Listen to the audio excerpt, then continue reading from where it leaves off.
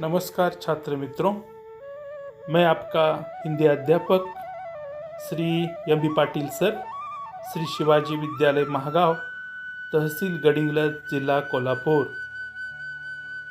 नमस्कार बच्चों, चलो तो आज हम पढ़ते हैं कक्षा 10वीं लोक भारती क्रमिक पाठ्य पुस्तक में रखा गया तीसरा पाठ बहार हमदर्द।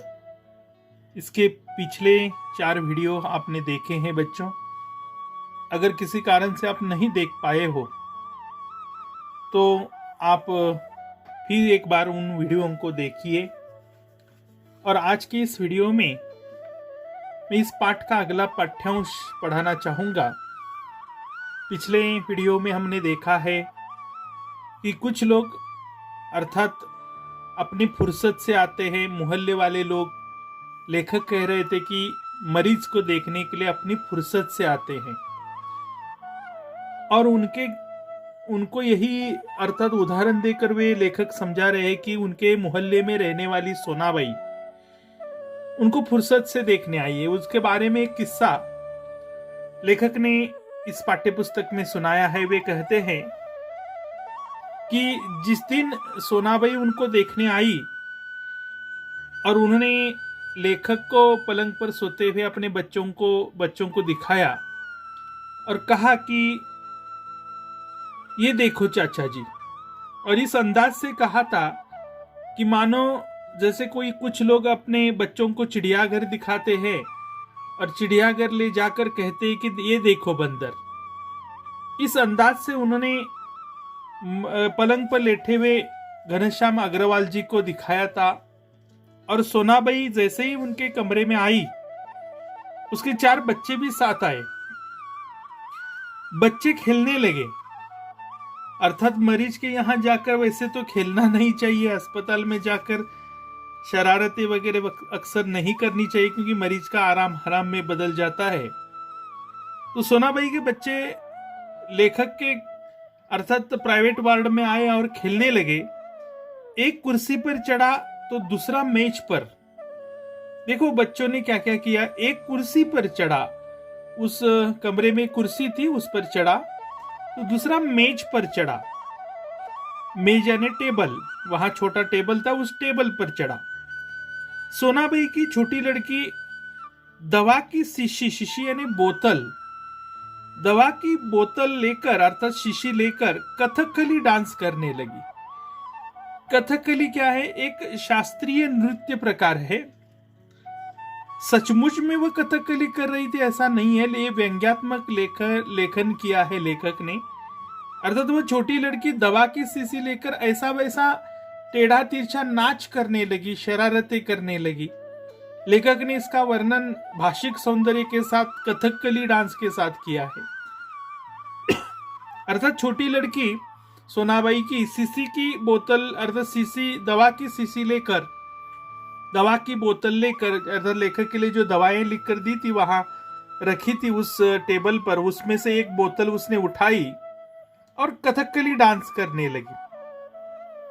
थोड़ी देर में लेखक के कानों पर रप रप की आवाज आई और उस रप रप की आवाज ने मेरा ध्यान बटाया, ने लेखक का ध्यान बटाया, लेखक का ध्यान आकर्षित किया। उस आवाज की तरफ लेखक का ध्यान गया। क्या देखता हूं अर्थात लेखक क्या देखते हैं कि सोनाबाई का एक लड़का मेरी टांग के साथ लटक रही रेती की थैली के साथ अर्थात रेती की उस थैली पर बॉक्सिंग की प्रैक्टिस कर रहा है। क्या देखा आवाज की ओर देखकर लेखक ने कि सोनाबाई का एक लड़का लेखक की टांग के साथ लटक रही जो रेत की थैली थी अर्थात वजन बांधा था, लेखक की टांग की हड्डी टूटी थी, वो सीधी होने के लिए डॉक्टर साहब ने रेत की थैली के साथ उनका पैर बांध रखा था। उस रेत की थैली पर वो बॉक्सिंग की प्रैक्टिस कर रहा था। मैं इसके पहले कि उसे मना करता, अरे बेटे रुको, अरे रुको, मेरे पैर को दर्द हो रहा है, मैं उसे मना करता, सोनाबाई की लड़की ने इतने में दवा की शीशी पटक दी। वह हाथ में लेकर कथकली डांस कर रही थी, आप जानते हैं। उसने दवा की शीशी फर्श पर पटक दी सोनाबाई ने एक पल उस लड़की की ओर घूरा यानी गुस्से भरी नजरों से देखा, फिर गुस्सा प्रकट नहीं किया, फिर हंसते हुए वो बोली, सोनाबाई अपनी लड़की से बोली, अर्थात सोनाबाई अपने अर्थात लड़की को घूर कर लेखक से बोली, घनश्याम अग्रवाल जी से बोली, भैया पेड़े खिलाओ, दवा का गिरना शुभ होता है, दवा गई समझो बीमारी गई। क्या बहाना बनाया देखो, दवा की बोतल टूटी है, वैसे तो लड़की को डांटना चाहिए था, उल्टा वह उस लड़की ने जो हरकत की है उसका अर्थात उसे वह अर्थात बचाव कर रही है अपनी लड़की की गलती का। कहती है कि भैया अर्थात घनश्याम अग्रवाल जी से कह रहे, भैया पेड़े खिलाओ, दवा का गिरना शुभ होता है, दवा गई समझो बीमारी गई। इसके 2 घंटे बाद सोनाबाई गई, अर्थात ये सारी हरकतें अर्थात होने के बाद 2 घंटे बाद सोनाबाई, आप ये समझ गए क्या? देखो वाक्य, वो कह रही कि दवा का गिरना शुभ होता है। वैसे तो ये शुभ अशुभ की अर्थात ये बातें मानना अंधश्रद्धा है, कुछ गिरने से कुछ शुभ होता है ये मानना भी गलत है। तो वो बहाना बनाने लगी कि दवा का गिरना शुभ होता है, दवा गई मान लो बीमारी गई। ऐसा होता है क्या? देखो बच्चों, मान लो आप बीमार हो और किसी ने आपकी दवा की बोतल गिराकर तोड़ दी, बीमारी जाती है? नहीं जाती। तो ये लोग गलत मानते हैं, अंधश्रद्धाएं मानते हैं। और वो कहने लगी कि दवा गई बीमारी गई। इसके 2 घंटे बाद सोनाबाई गई, 2 घंटे तक रुकी रही। लेखक ने उन बच्चों की हरकतें 2 घंटे तक सही, यह कहकर गई जाते समय कि मैं फिर आऊंगी। क्या कहा उसने? कि मैं फिर आऊंगी।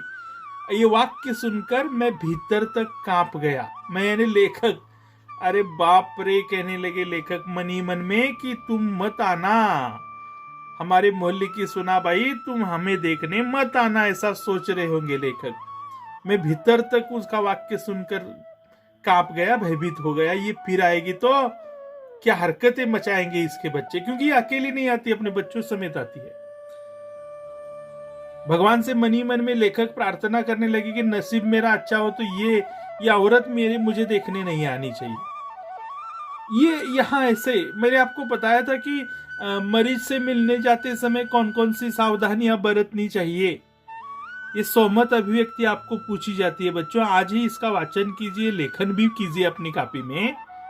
कौन सी सोमत अभिव्यक्ति इस पाठ पर आधारित है कि मरीज से मिलने जाते समय, अगर आप मरीज से मिलने जा रहे हो अस्पताल, तो कौन कौन सी सावधानियां, दक्षताएं बरतनी चाहिए, अर्थात इसके बारे में आप अपने विचार लिख सकते हो। छोटे बच्चों को लेकर जाना चाहिए क्या, वहां जाकर शुभ अशुभ की बातें करनी चाहिए क्या, अर्थात वगैरह वगैरह अनेक बातें। मैं भी ये सोमत अभिव्यक्ति एक वीडियो में आपको समझाना चाहूंगा बाद में।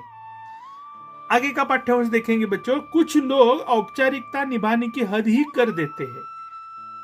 विशेष करके वे लोग औपचारिकता निभाने की अर्थात बच्चों वे लोग अक्सर ज्यादातर औपचारिकता निभाने की हद कर देते हैं। लेखक कहना चाहते यहाँ कौन से लोग ज्यादा हद करते हैं कि वे रिश्तेदार, कौन से रिश्तेदार? वे रिश्तेदार जो दूर दूर गांव से मिलने आते हैं। वे रिश्तेदार जो दूर गांव से मिलने आते हैं। और ऐसे में एक दिन मुझे भी मिलने के लिए एक रिश्तेदार आए। एक दिन मेरे भी अस्पताल के कमरे के सामने एक टैक्सी मेरे कमरे के सामने आकर रुकी। घनश्याम अग्रवाल जी जिस प्राइवेट वार्ड में भर्ती थे उनके कमरे के सामने आकर टैक्सी रुकी। उसमें से निकलकर बाहर आकर टैक्सी से निकलकर एक आदमी आते ही, एक टैक्सी से आदमी निकला और आते ही वह मेरी छाती पर सिर रखकर, कल्पना कर सकते हो मरीज सोया है और उनकी छाती पर किसी ने सिर रखा है, अपना सिर रखा है और अपनी छाती पर सिर रखकर औंधा पड़े रोने लगा। औंधा यानी उल्टा, उल्टा यानी अपना चेहरा किसी के छाती पर रखना और रोना। औंधा यानी उल्टा, उल्टा पड़कर रोने लगा। सीधा टैक्सी से उतरा, लेखक के कमरे में आया और आते ही वह रोने ही लगा। सीधा उसने रोना ही शुरू किया। और कहने लगा, हाय तुम्हें ये क्या हो गया। क्या कह रहा है देखो लेखक के साथ, हाय तुम्हें ये क्या हो गया। हाय ये विस्मयादिबोधक अव्यय शब्द है बच्चों, विस्मयादिबोधक अव्यय शब्द है। कौन सा बच्चों, हाय। हाय तुम्हें ये क्या हो गया, ऐसा कहने लगा। कार वाले का सत्यानाश हो। क्या कह रहा है देखो, कार वाले का सत्यानाश हो। मैंने दिल में कहा कि मुझे जो हुआ सो हुआ। मैं मन ही मन में सोचने लगा, कहने लगा कि मुझे जो सो हुआ। मेरी टांग टूटी है तो टूटी है, पर तू क्यों रोता है, तू क्यों रो रहा है भाई, तुझे क्या हुआ है। लेखक ऐसे अपने मन में विचार करने लगे, क्योंकि वो रो रहा था। तुझे क्या हुआ है रोने को, दर्द मुझे हो रहा है, तू क्यों रो रहा है। वो थोड़ी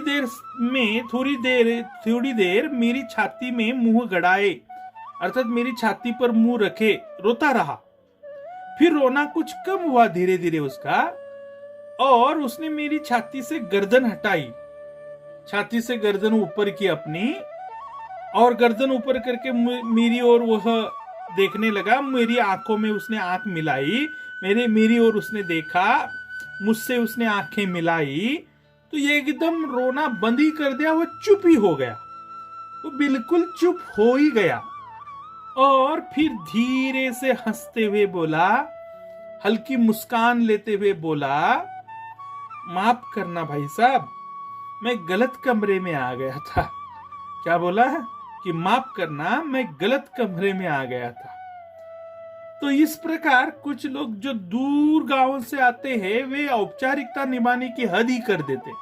कौन सी हद, कि मैं किसे देखने आया हूं ये भी उनको पता नहीं होता। वे गलत कमरे में आ जाते, ठीक तरह से पता उस व्यक्ति का भी, उनको नाम पता भी ठीक से नहीं होता। किसी भी कमरे में घुसते हैं और सीधा रोना ही शुरू कर देते। उस मरीज के उनके साथ उनकी हमदर्दी होती ही नहीं है, और वे रोना ही शुरू कर देते, जैसे कि मैं आपके दुख से कितना दुखी हूं दिखाना चाहते। लेखक सूचित करना चाहते हैं कि ऐसे कुछ लोग औपचारिकता निभाने की हद करते हैं। तो ठीक है बच्चों, ये वीडियो देखिए, इतना पाठ्यांश समझने का प्रयास कीजिए। एक स्वमत अभिव्यक्ति मैंने आपको बताई है, वह अपनी कॉपी में कच्चे स्वरूप में, अर्थात पक्के स्वरूप में हम बाद में चर्चा करके लिखेंगे, लेकिन कच्चे स्वरूप में प्रयास तो कीजिए कि अस्पताल में मरीज से मिलने जाते समय कौन सी सावधानियां बरतनी चाहिए। आप अस्पताल में मरीज को देखने जा रहे हो तो कौन कौन सी सावधानियां वहां रखनी चाहिए, क्या बोलना चाहिए, क्या नहीं बोलना चाहिए, कैसे प्रवेश करना चाहिए, कैसे प्रवेश नहीं करना चाहिए, कौन सी बातें करनी चाहिए, कौन सी नहीं करनी चाहिए, क्या लेकर जाना चाहिए, क्या लेकर नहीं जाना चाहिए, वगैरह वगैरह वगैरह, कौन सी सावधानियां बरतनी चाहिए, आप अपने विचार से लिखने का प्रयास कीजिए। तो चलो बच्चों, अगला पाठ्यांश में पढ़ाऊंगा आपको अगले वीडियो में। तब तक आपका दिन शुभ रहे। धन्यवाद।